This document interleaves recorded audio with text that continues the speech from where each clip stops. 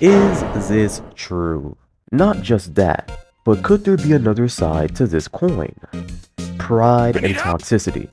I'm sure you've seen these things in Roblox games, but today I want to put these two things in an equation. Pride and toxicity both have roots towards one thing: the desire to be better. Being better. Such a desire to be better can be a positive or negative thing. So before we check out what's beneath the soil, let's go back above ground and look at these plants. Individuals show pride in many things. Pride in winning. Pride in being the best. Pride in beating the brakes off of somebody who look at you funny. Taking pride in your accomplishments, whether big or small, is human nature. Yet I think we all have heard the saying, pride cometh before the fall. Picture this.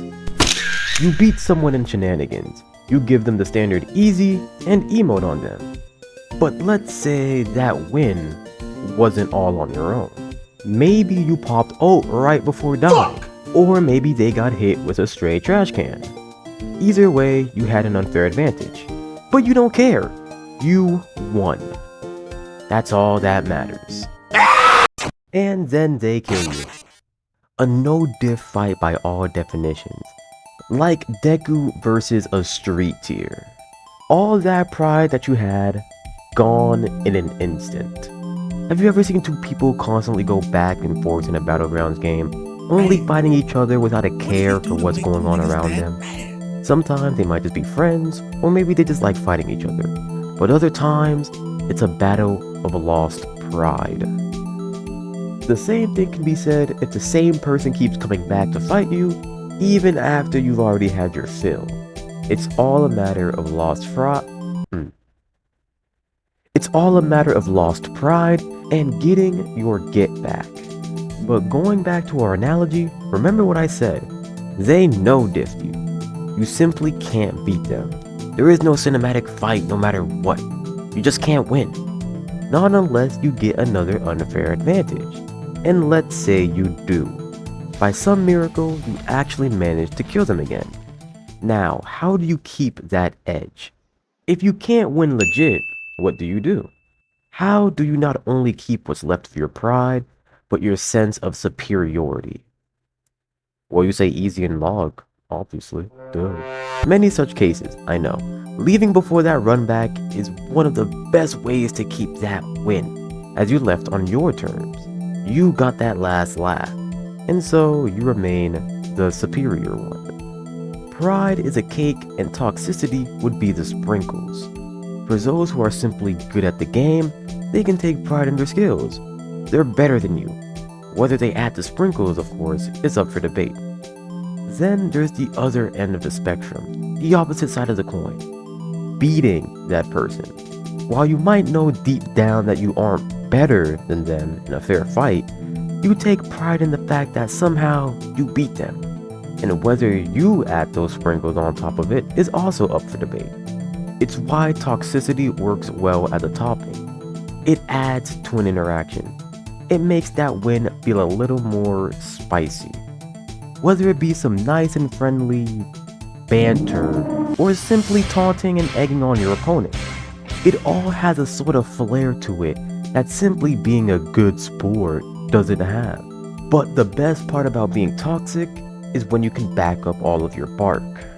How many of you have fought a toxic person and despite everything, you won? Not with an unfair advantage like in our little analogy, but you actually won. A fair 1v1 against somebody who constantly was just spewing absolute nonsense. And how many of you, only after winning, started being toxic? How many of you, after taking that win, that final punch, started taunting them? All of this comes from a newfound sense of pride. Pride in your ability. You see, it makes sense not to talk smack if you know you can't back it up. So you wait until the results come in. But in an alternate timeline, what if you lost? And what if you kept losing? You got your ass handed to you by the sweatiest, most... I can't even think of any insults for this. You guys comment down below some insults you would do in this scenario. So how do you deal with this everlasting thorn in your side? Well, you resort to calling them a lowlife and someone who never goes outside, who spends 99% of their time on the game. And that's what you do. When you can't take pride in a win in-game, you take pride in the wins of life. At least you aren't using absurd texts. At least you aren't using lock-on. At least you know the glory of going outside and touching grass. And so, you're better than them. Maybe not in-game, but as a person. Right? And so it all comes back to being better. In some way, shape, or form, the desire to have the one-up on someone else in what we deem worthwhile will be the staple for these sorts of games.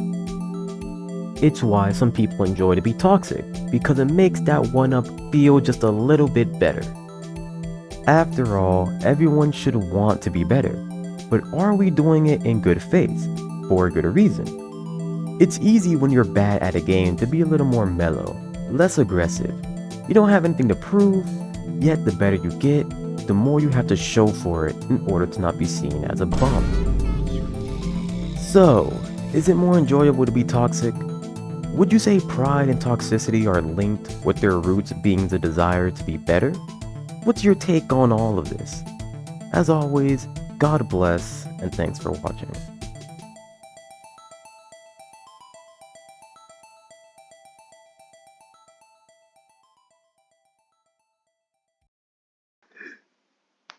What did you do? Me, that's what you did.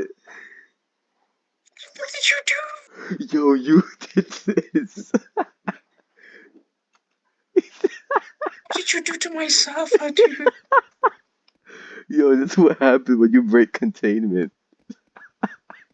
Is this what happened in your world as well, huh? Yeah, I Hey, crashed. crash my game.